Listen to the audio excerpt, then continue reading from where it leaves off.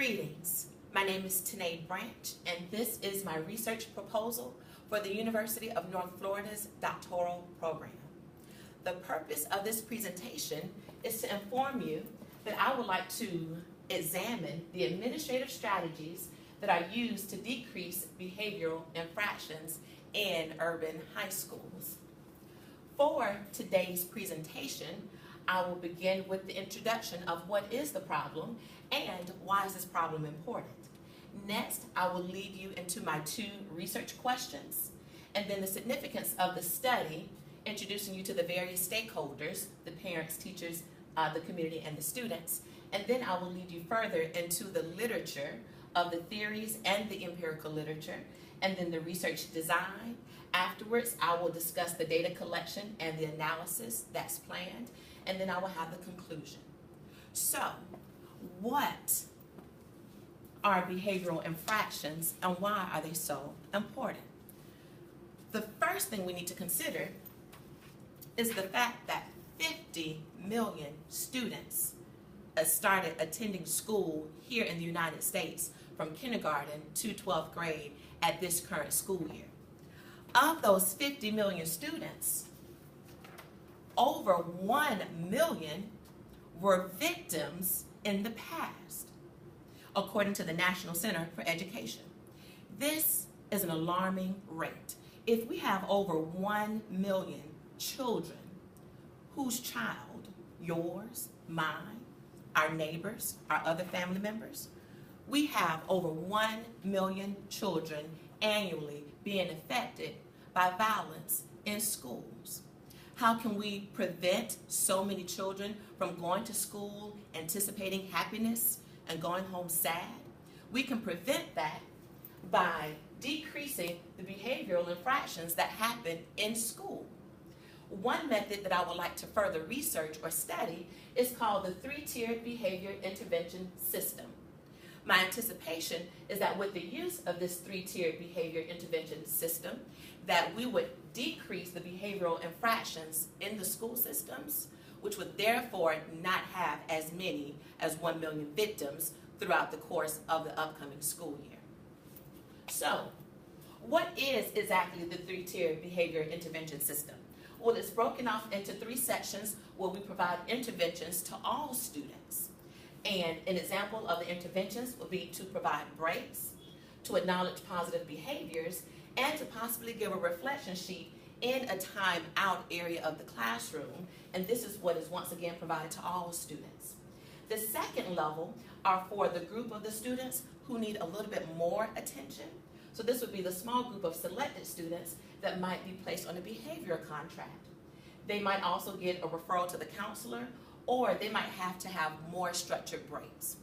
Now, for these group of students who still are not quite getting it and they need more intensive interventions, then we have tier 3, which is the one-on-one attention that they can receive. They might require seclusion and restraint as an example, or they might have the forced choice reinforcement survey. And all this is that the student specifically identifies their rewards or their incentives. And then we could also institute mentoring at this stage. So now that we're familiar with the 3 tiers, what is it that I want to find out about these 3 tiers? The research question, what are the primary intervention strategies? And for these that I've listed, which of them works best? Because we all know that what works well for one might not work as well for the other. So what works best? And then how do students respond to these strategies? The significance of the study. We have various stakeholders that we need to consider.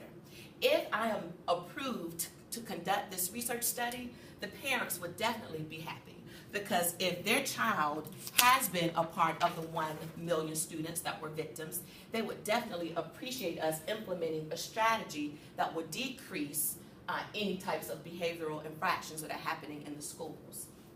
The teachers can definitely benefit from this research, because if it is proven that this 3-tier behavior intervention system is effective, then it gives the teachers another additional intervention or strategy to use in the classroom in order to increase learning and decrease any misbehaviors.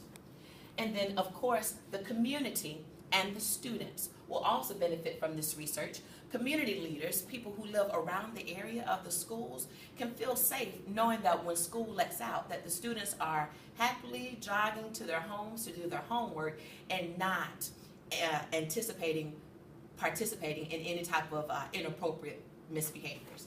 And students will also feel safer in school knowing that there are things in place to help them and their friends stay on the right track. The literature. There are two theories that I've discovered that I would like to take a closer look into. The first one is called the social control theory. This theory suggests that the more dropouts we have, the more crime that will go up. So I would like to take a closer look into this, because if we are able to implement this strategy, then we should have more successful students, which means that dropouts will go down, and in turn the crime rate will go down. The second theory I would like to look at is the teleological theory. It is under the basis of a religious theory. However, according to Van de Ven and Poole in Burke, page 172, this theory suggests that once we have accomplished one goal, we can then transition to another goal and another goal. When we look at the technological age and when we look at how students are constantly growing and developing, we can't keep the same goal for all of the students within the next 15 or 20 years, not even within the next 5 years. So once one goal is accomplished, then we need to be able to transition to new goals. So I would like to take a closer look at both of these theories. The empirical literature that I've already had an opportunity to look at did a study of over 11,000 10th graders, and what the result was that there was a positive effect for those who have a bond with their school.